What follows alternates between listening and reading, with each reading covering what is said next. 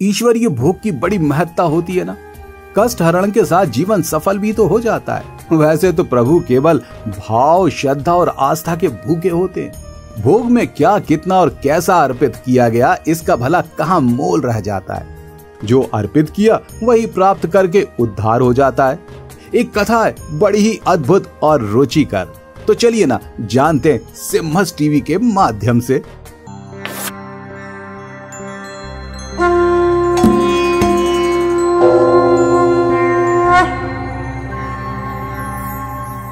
एक सेठ जी हुआ करते थे, स्वभाव से बड़े ही कंजूस।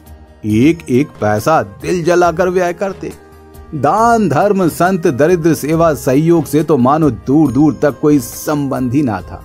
क्योंकि इस क्षेत्र में सेठ जी की एकमात्र दुकान थी, इसलिए ग्राहकी बहुत अच्छी होती थी और मोटा मुनाफा भी। तो एक दिवस सेठ जी को किसी आवश्यक कार्य के लिए अपने गांव से अन्यत्र स्थान पर जाना था।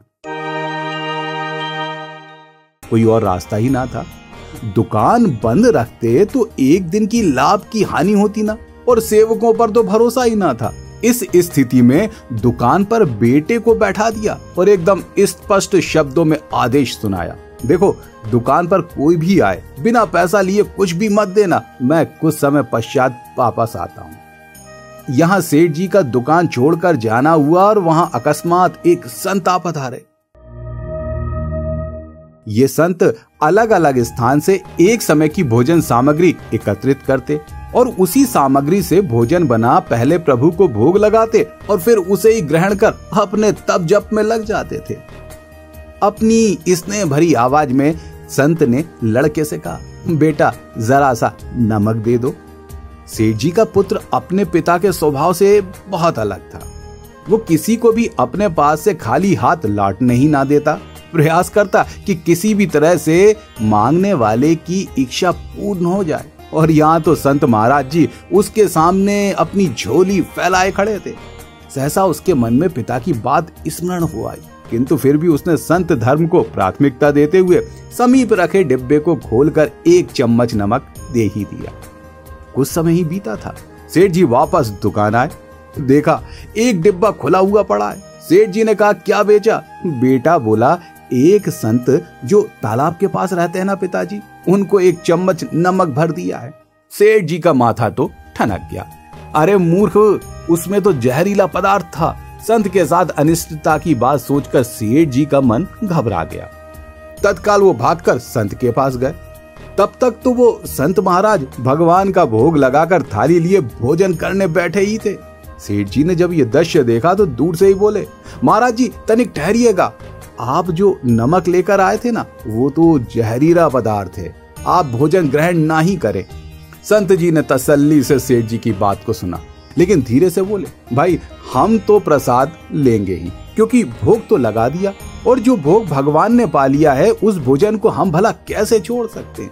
भोग का अनादर तो कतई संभव नहीं है सेठ जी। ये कहते हुए संत ने प्रभु नाम का स्मरण किया और भोजन करना प्रारंभ कर दिया। सेठ जी के तो मानो होश उड़ गए। घबराते हुए धम्म से वहीं पृथ्वी पर बैठ गए। समय बीता, रात घिर आई।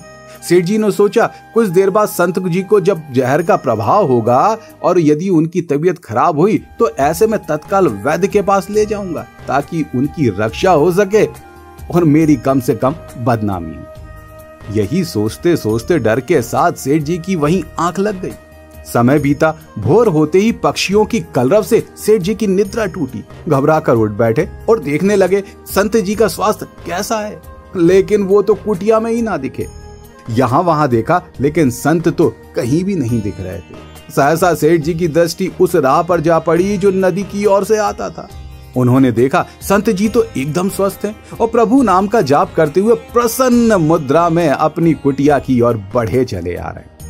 संत के करीब आते ही सेठ जी ने कौतूहलवश पूछ लिया, आपका स्वास्थ्य कैसा है महाराज?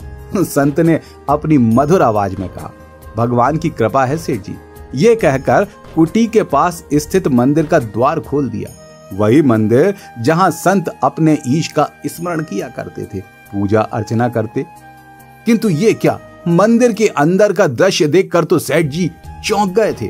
भगवान के श्री विग्रह के दो भाग हो गए थे और पूरा शरीर काला पड़ गया था। ये दृश्य देखकर सेठ जी सारा घटनाक्रम समझ गए कि अटल विश्वास से भगवान ने भोजन का जहर भोग के रूप में स्वयं ग्रहण कर लिया और भक्त को प्रसाद ग्रहण कराया। फिर क्या था, विचारों के भंवर में डूबे सेठ जी घर पहुंचे, लेकिन आज भाव, व्यवहार, आचार, विचार सभी कुछ बदले हुए थे।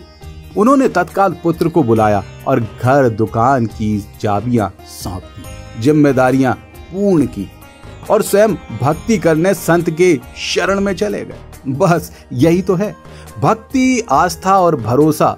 जब आप अपने आप को ईश्वर की भक्ति में सौंप दो तो फिर वो आपके जीवन की पूर्ण जिम्मेदारी अपने ऊपर ले लेते हैं।